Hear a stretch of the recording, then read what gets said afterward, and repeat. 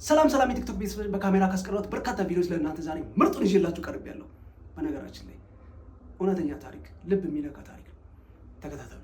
ፎሎ ማድረግ እንዳይረሳ።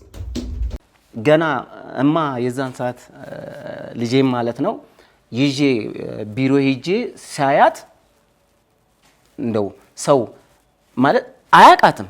ለመጀመሪያ ጊዜ ነው የእውነት ማለት ምስክር እግዚአብሔር ነው። የመጀመሪያ ሳያት በቃ እንባው ነው ግጥም ያለው።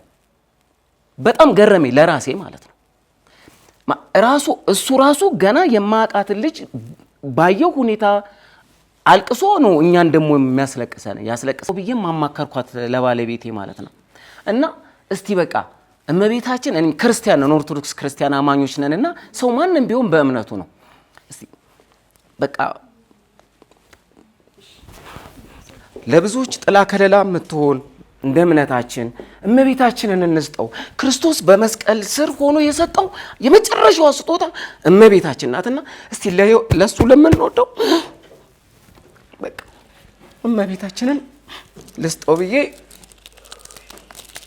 ምንም እንኳን በቃ ምንም ብሰጠው ለሱ ወርቅና ብር ስለማይመጥ ነው እመቤታችንን ይዘን ለመተናል።